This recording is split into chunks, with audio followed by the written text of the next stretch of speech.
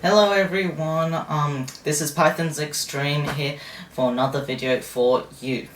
So, you might have asked yourselves recently when you're watching my videos, well, snakes are cool, but how do you care for one?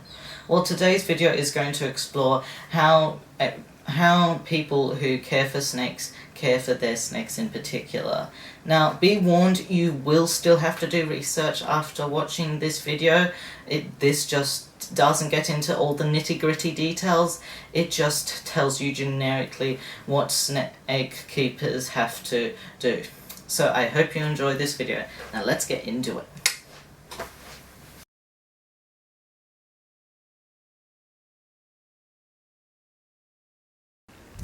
Okay, so here we are. Say hello, Ember.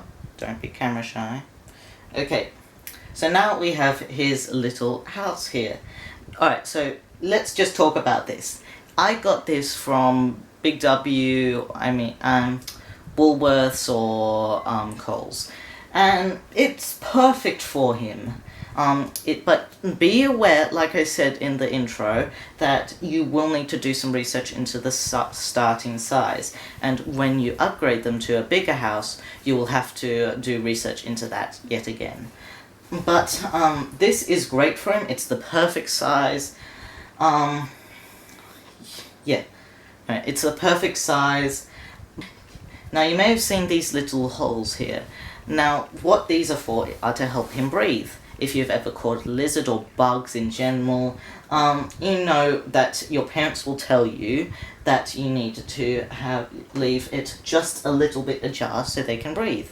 Well, the same are for snakes and lizards and other such creatures. You need to have a way for them to breathe, because this isn't obviously airtight, but it won't let enough air in. Now, there are two methods for making these holes: soldering and drilling. Now, drilling is the worst option in my opinion, because as I'll show you here, this the man I bought this from, he drilled it. Now, it's not exactly neat in comparison to these. It also can leave shards which may hurt the snake, and if you're not careful, it can break it. But the soldering option, which I'll put a picture of what a soldering iron is, the solder, it makes it very neat, and it doesn't make it sharp, and it's just a better option in general. Okay, alright, so now we're going to talk about the heating. You may have seen this little black thing here. This is a heat mat. I'm just going to take it quickly out of your way, remember? Now, right now, it's hot, which is what it's supposed to do. Now, you may have also seen this. What does this lead to? This leads to a thermostat. Now, a thermostat it's something that helps you to designate a set temperature which this is supposed to be at, and then it will adjust it accordingly to get at that temperature. This is an Inkbird on-off thermostat. There are different types of thermostats which we will discuss in a future video. Now, this little probe is to help it read the temperature, and then it sets the temperature for him. So different snakes require different temperatures. We also learned very quickly that it takes a bit extra heat to get in, so you may have to set a bit higher than what it is supposed to be at. Oh, and you also need to remember to not heat the whole thing.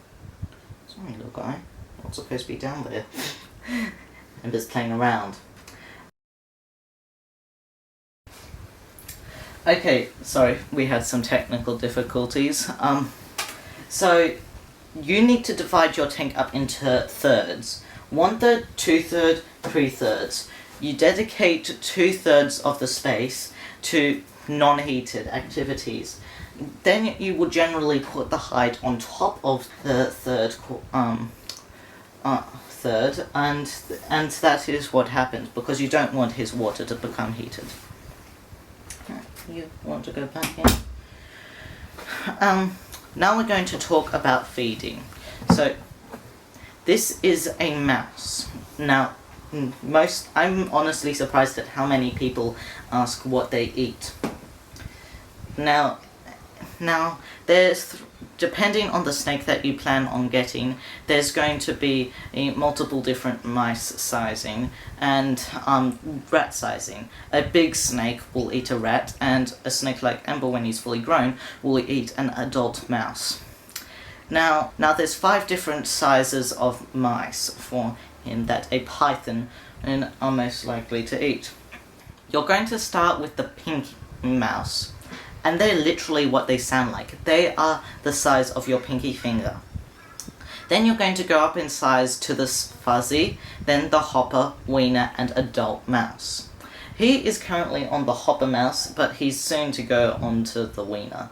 That's how far, and he's progressing really quickly. Now I'm going to show you a video at the end of him eating this delicious mouse. And when you need, as you can see, I've soaked it in water because that one is furry, and it helps soak up the water, so then they get a little bit of a drink while they're eating it.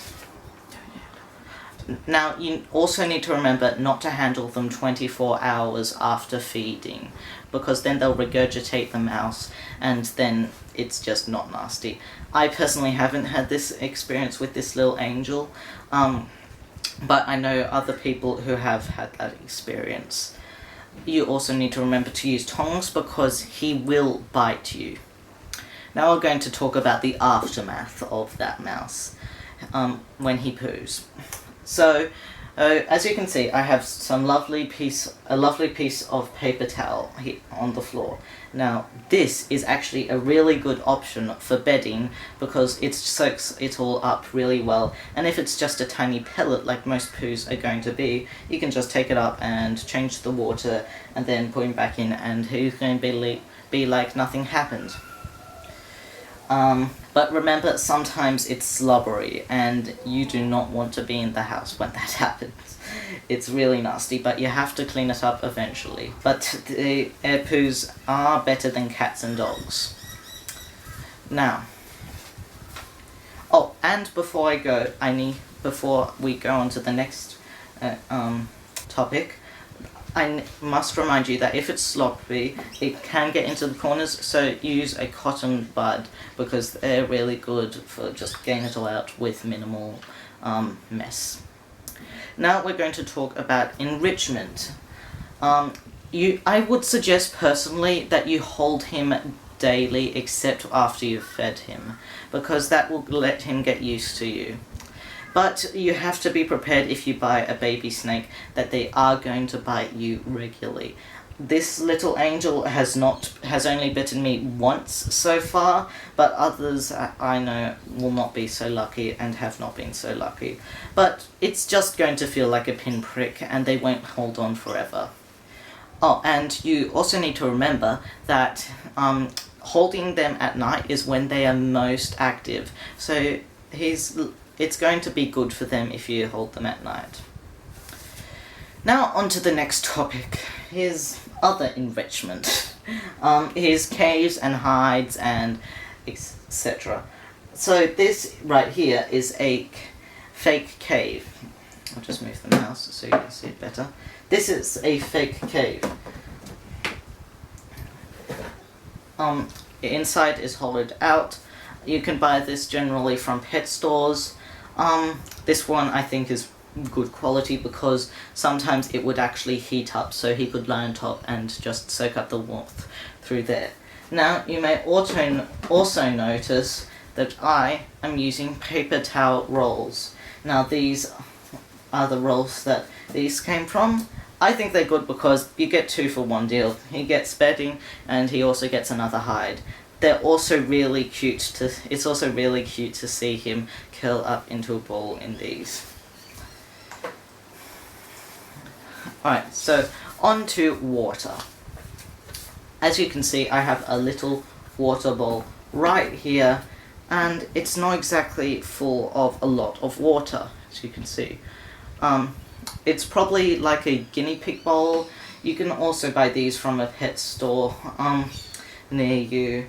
you don't need to fill it up with a lot of water, but you have to remember to change it every 2 days, is because then it might get full of yuckiness and it's not going to be nice for him to drink from it. Also, should remember to clean it when he poos, because, well, just why not? He gets fresh everything.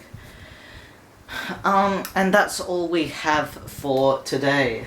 So today we've discussed his enrichment by holding him. We've discussed his hides, water, heating, housing, his bedding that we use. They are actually a pretty easy pet to keep. But you can get snakes that are sassy. In other words, angry and don't have a great temperament. And I feel sorry for you if you have a snake like that. But if you are lucky like me, you will have a great little pet for life. Alright, so thank you for watching this video. Me and Amber would especially like to give our thanks. If you're considering subscribing, please do. It helps show your support, and then, well, you'll be able to see all the more videos that we post regularly. So we thank you for watching this video.